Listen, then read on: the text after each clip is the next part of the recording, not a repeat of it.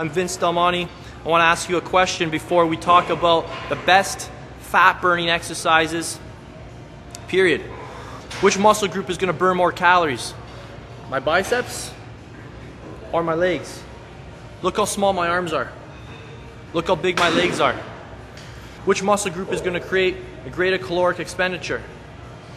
So let me ask you now, thinking of the exercises you've been lately doing, trying to get rid of your stomach fat, trying to get washboard abs, are the program you're following right now, is it predominantly isolation exercises, or is it primarily multi-joint exercises that are working multiple muscle groups in the same movement? But you should know the answer by now. So what I want to do today is I want to talk about the top 6 exercises, and we're going to associate each exercise with the primary movement of your body. And when designing an effective fat loss program, you need to make sure you have one variation on what I like to call the head of the family tree for each muscle movement. So let's break this up. We'll start with the upper body. The upper body is broken up into 4 movements. It's broken up into horizontal push, horizontal pull. What that means is for every pushing exercise you have, you better have a pulling exercise. So if you have 4 pushing exercises, you better have 4 pulling exercises, or you're going to create instability in your shoulder joint. That goes for the vertical pushing and pulling range of motion as well. So if you've got 4 pushing exercises above your head, you better have 4 pulling exercises down, or else again, you're going to create instability. If not now, 5-10 years down the road when you go visit your doctor, you're going to have some serious shoulder problems. So let's move to the lower body. The lower body we're going to break up into two planes of movement as well. We're going to break it up into the frontal plane and the rear plane.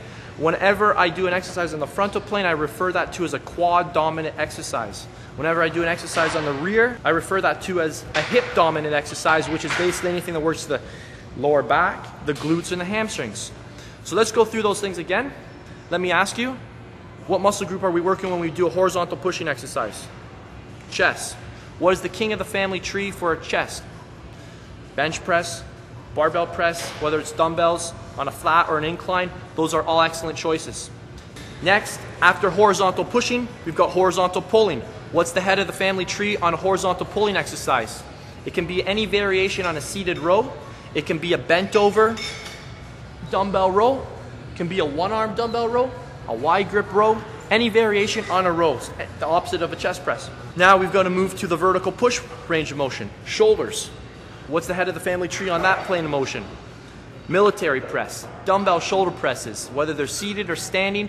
Again, you need to have one of those exercises in your fat burning program.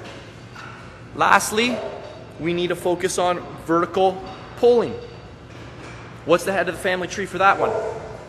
Wide grip pull downs, wide grip pull ups, chin ups, close grip chin ups, close grip pull downs, any variation on a vertical pulling exercise that's going to work your lats.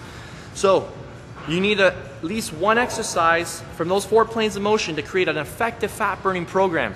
Now let's look to the lower body. This is a little more obvious. What's the head of the family tree for your quads? The squats.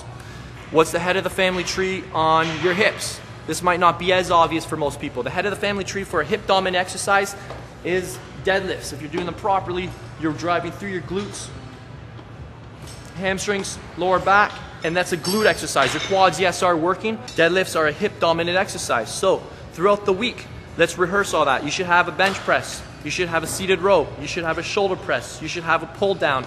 You should have a quad exercise such as squats. You should have a hip exercise like deadlifts.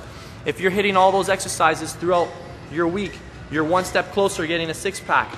The next step is to put those magic money exercises together, and that's what I teach in the Your 6-Pack Quest program. So I look forward to helping you, and I look forward to seeing your transformation results. We'll talk to you soon.